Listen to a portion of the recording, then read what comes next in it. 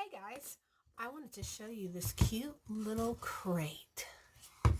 I left my husband a little honey-do list yesterday to create a little crate, and I gave him 3 mason jars that I wanted to fit in here.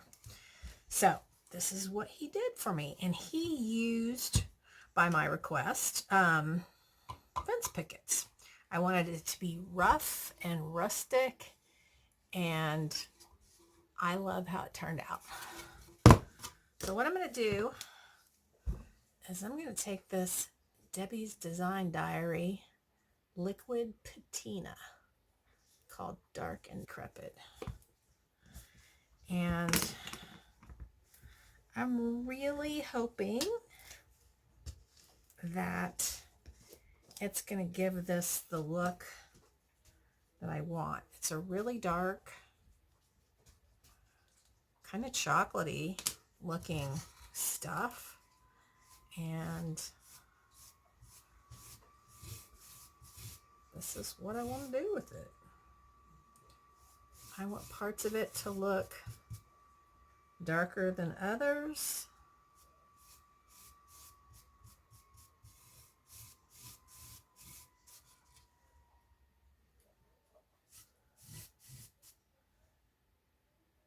And I'm just going to go over this whole little crate using this Dark and Decrepit and give it this just kind of dirty old look to it. And I might even go over it with the whitewash.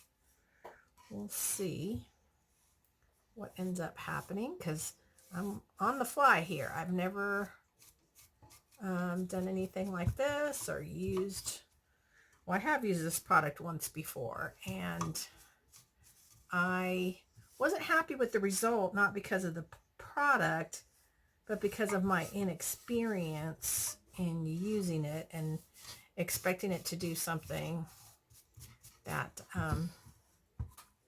I had done it wrong. We'll put it that way.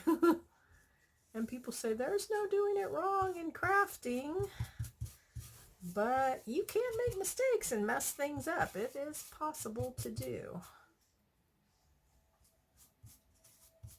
So I think I will do a whitewash on this, because it's not exactly turning out how I wanted, but I think the end result will be more of what I was hoping for if I do the whitewash.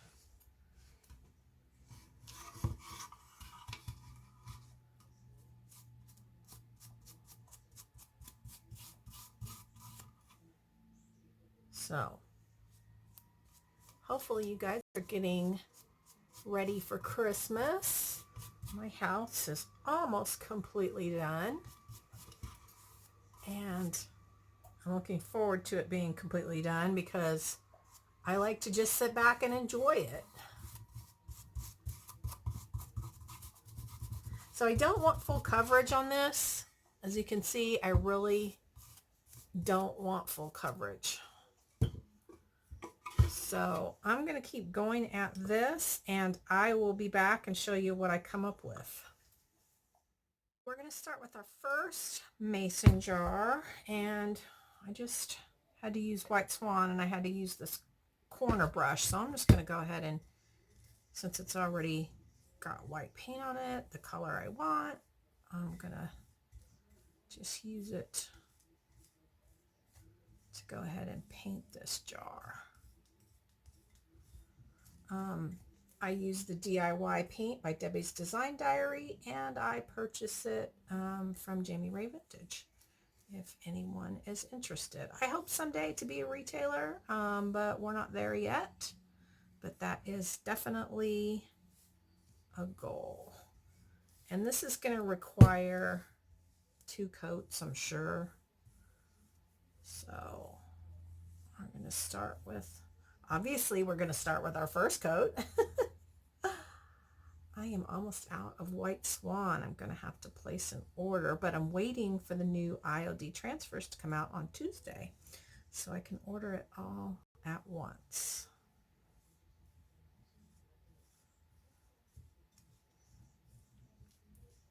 So obviously the painting of the jars is a really simple, easy part, and it'll only take about 15 or 20 minutes for this to be dry and get a second coat. I'm going to go ahead and paint up my red and green jars. I'm going to use Aviary for my other jar, and then I'm going to use Marquee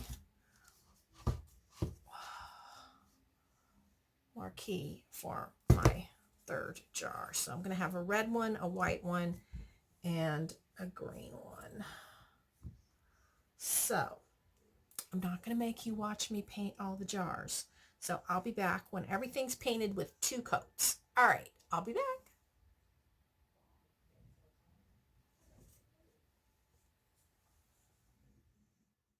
So I went ahead and did the Dark and Decrepit, the liquid on here, and then I took a little bit of some cream and did a little teensy bit of dry brush on here. And I decided to have Honey put these on. I would have shown you the video, but yesterday was crazy. So I did the dry brush on there, and then I clear waxed it to set it on. And now we've got this cute little container. All right. Got the jars all painted up and have been debating whether I'm going to do a dry brush. But let's go ahead and do wet distress. And all you do is get your rag damp. You don't want it dripping at all.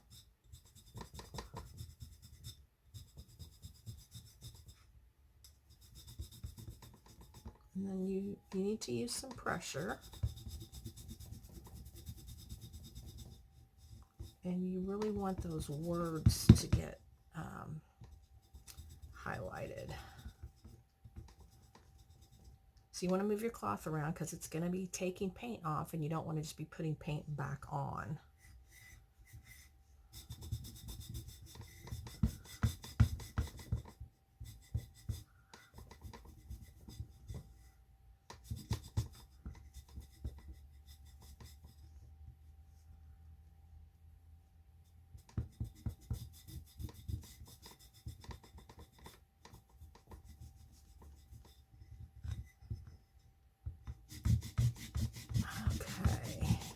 Here's where you're going to get some really ornate details coming out if your jar has these fruits on them.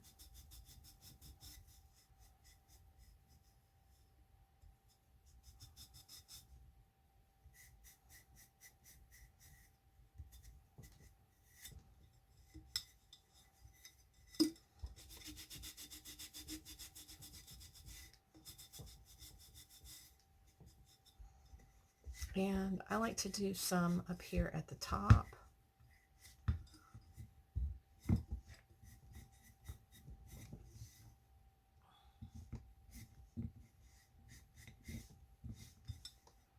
Really makes it look old. Now I have the tops to these, but I'm thinking I'm going to leave them off.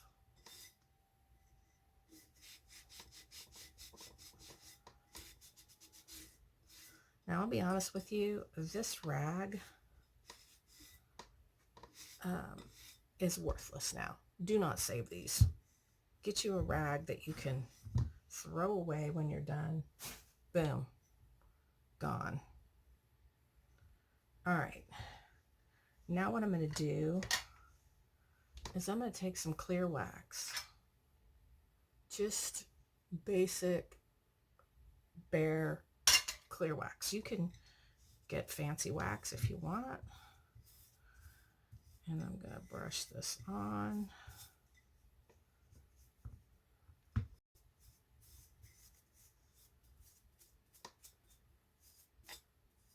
And I'm going to let this set for about 15 minutes. And then I'm going to buff it off just with another rag. And this is just going to set your paint on the jar so that if the jar gets handled, no more paint is going to come off.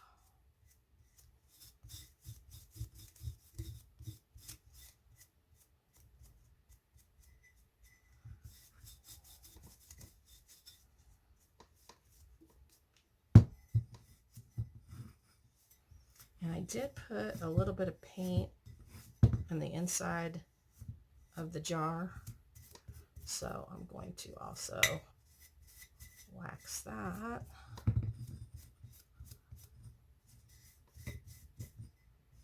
And I'm going to come back and do the other two jars off camera. I'm going to have to clean this wax brush because it does, as you can see, it gets a red tinge on it. Make sure you get everything because inevitably you'll miss something. Clean your brush and then you'll be in trouble because you'll have to dirty another brush and then clean another brush. So be sure you get all of it good and waxed.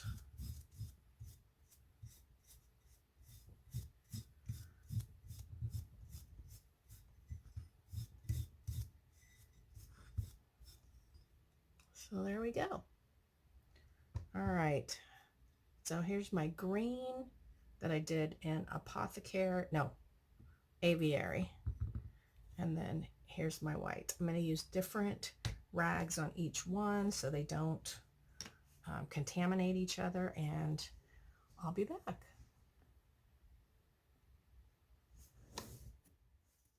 I got all three jars distressed and waxed. They're pretty dry. And what I've done at this point is I've gotten some foam down in these jars. I cut them as close to the size as I could, and then I'm just pushing them in, and then just, you know, there's not very much left over, so let me just clean that up. And now we're ready to start decorating with our, our picks. So I'm gonna start with, I've got 3 of these, and they have bells on them. I don't necessarily like these bells. I prefer these rusty bells, but these are gonna be in the back. And it's not like they're hideous or anything. I just don't prefer those. These are some I had left over from last year.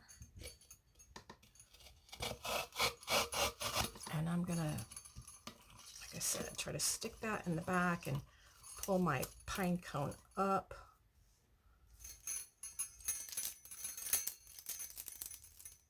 There we go.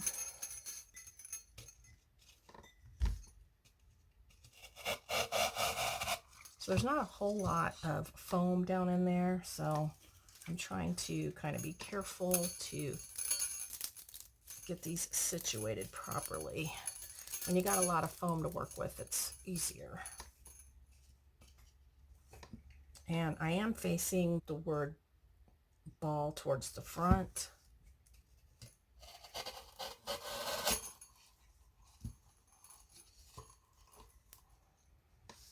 Okay. So then I have these kind of wintry looking picks, and I'm gonna kind of try to put that towards the back as well.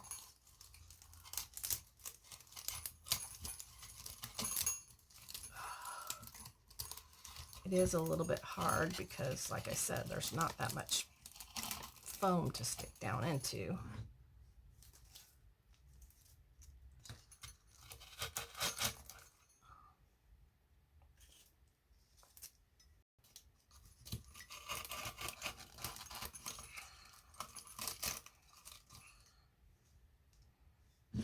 Okay, so that's great, that one. You know, when something like that happens, you can either stick it back on or you can save this for your flower cluster on your cards. So I'm just going to stick that one off to the side. I've got 3 of these. So I'm going to stick that in the front, but a little bit to the side.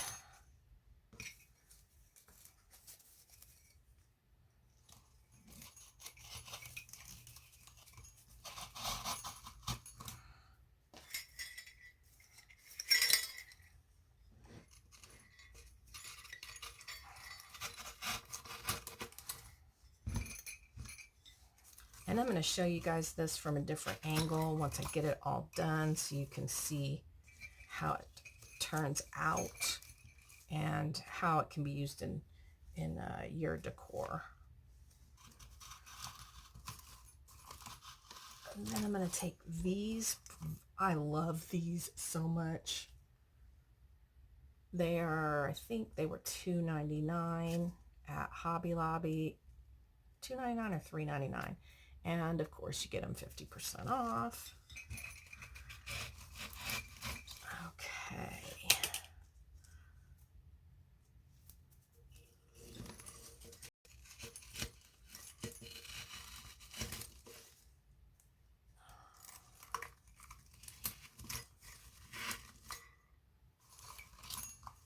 And then I also have this.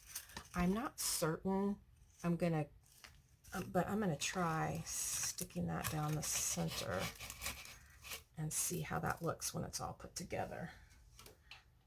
Now I bring in our little crate.